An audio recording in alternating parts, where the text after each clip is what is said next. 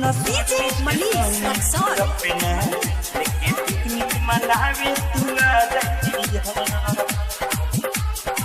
Music director Sandeep प्रेमी।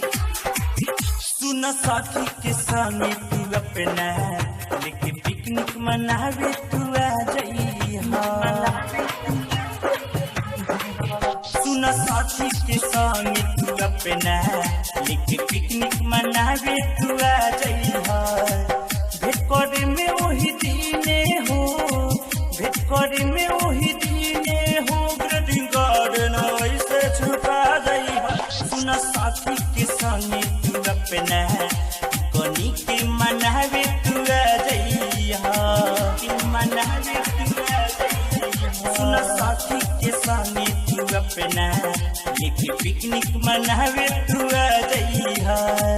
भेट करे में वही दीने हो, भेट करे में वही दीने हो, ग्रीटिंग कार्ड न ऐसे छुपा जाइया। सुन साथी के संगे तू अपना लेके पिकनिक मनावे तू आ जाइया। डीजे मनीष रक्सौल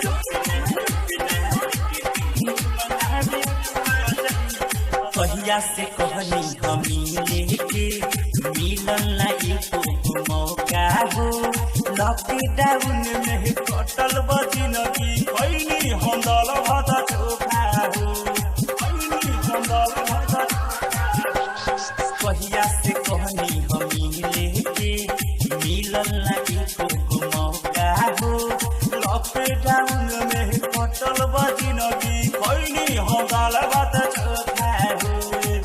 बीतल समय हो दिन के, बीतल समय हो दिन के, तनी हमरा से नजर मिला जाइया। सुन साथी के संगे तू अपना लेके पिकनिक मनावे तू आ जाइया।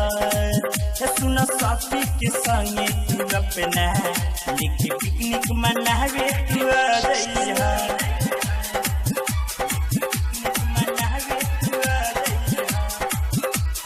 डीजे मनीष रक्सौल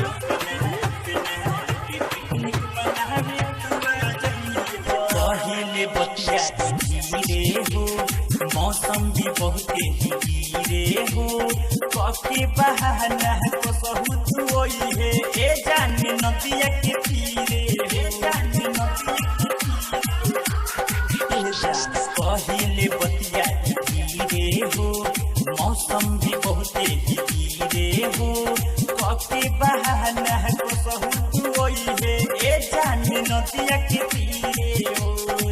राइटर दिन से वही लंग रही है, राइटर दिन से वही लंग रही, सही खान से नहीं बता जाइए। सुन साथी के संगे तू अपना लेके पिकनिक मनावे तू आ जाइया।